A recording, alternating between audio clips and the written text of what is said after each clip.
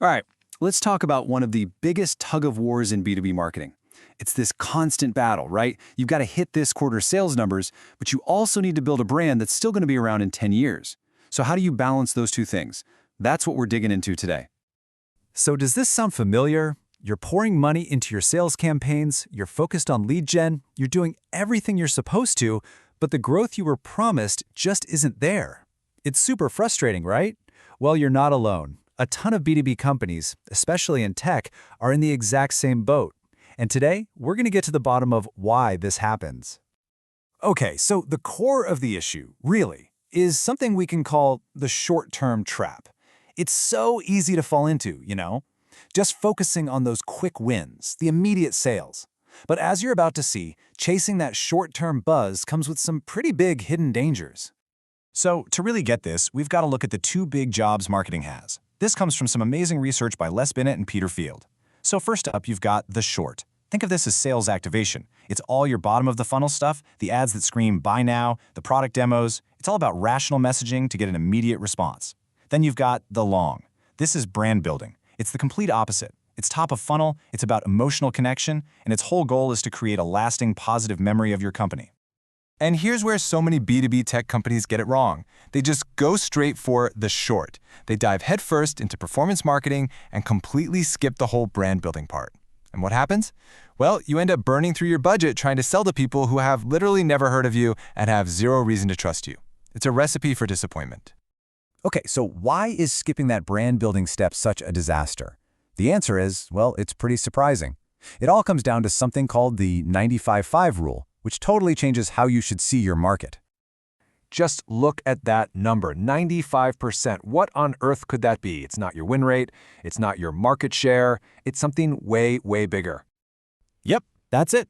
Some really eye-opening research from LinkedIn's B2B Institute found that at any given moment, a whopping 95% of your potential buyers are not in the market to buy. Not today anyway. Sure, they might be in 6 months, maybe even a couple of years, but right now, they're not looking. And this chart just lays it all out, doesn't it? See that tiny little sliver? That's the 5% of people who are actually in market. And all that short-term, sales-focused marketing we just talked about, it's all aimed at that one tiny group. It's this incredibly crowded, expensive fight over a handful of buyers, while that huge 95% chunk is just sitting there, totally ignored. So why does this matter so much? Well, think about it. If someone finally moves into that tiny 5% buying window and they've never even heard of you before, it's already too late. You've lost. The real game here isn't just about grabbing the attention of the 5%. The real goal is to build these positive memory links, these good vibes, with the 95% before they ever think about buying. That way, when they are ready, you're the first name that pops into their head. Which leads to the big question, right? How in the world do you build those memory links?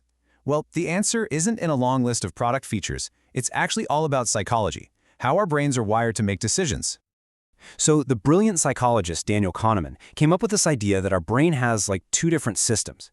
You've got system one, that's your gut feeling. It's fast, it's emotional, it's basically on autopilot. Then there's system two. That's your rational brain. It's slow, careful, and takes a lot of effort. Now here's the kicker.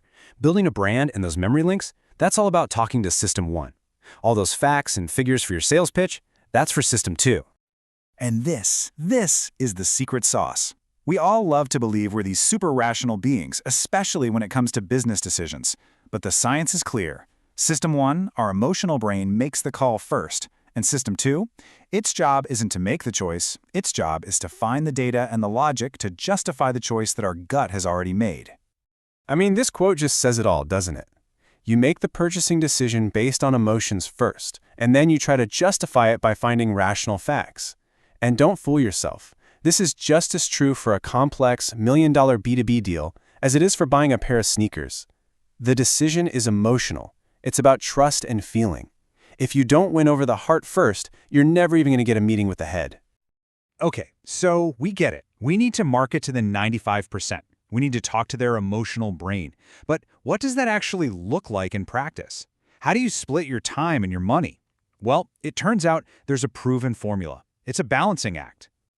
So that research from Binet and Field we mentioned earlier, they found something huge. It's basically a one-way street. If you only focus on short-term sales, you will never accidentally build a strong brand. It just doesn't work that way. But if you focus on long-term brand building, you actually get a bonus. It creates this rising tide that lifts your short-term sales too. It's not a two-way street. One approach clearly helps the other. And they didn't just stop there. They actually gave us a number. After looking at thousands and thousands of campaigns, they found the magic ratio for B2B growth. It's 60-40. 60% of your marketing budget should be going to long-term brand building and the other 40% to that short-term sales activation. That's the sweet spot. So you see, the long and the short aren't fighting each other. They're actually a team, and they have to work in the right order. The long-term brand stuff is step one. It does all the emotional priming. It's like warming up the crowd, building that trust so they're open to what you have to say. Then, and only then, does the short-term sales activation, step two, come in to close the deal. You need both in that order. And when you get this balance right, oh man, the results are huge. Building a strong brand means people trust you more, so they're willing to pay more. That's great for your profit margins. Meanwhile, the short-term stuff keeps the cash flowing. Put them together, and you've got this incredible engine for growth. And the best part? Your customers start doing the selling for you, which just makes your brand even stronger. It's a beautiful cycle. So I'll leave you with this one last question to think about. Take a hard look at your own marketing, at your budget, your KPIs, your team's priorities. Are you playing the long game? Are you building a brand that will connect with the 95% of your market that isn't ready to buy yet? Or are you just stuck in that trap fighting tooth and nail over that same tiny 5% as everyone else? Because how you answer that question, well, that's pretty much going to decide your company's future.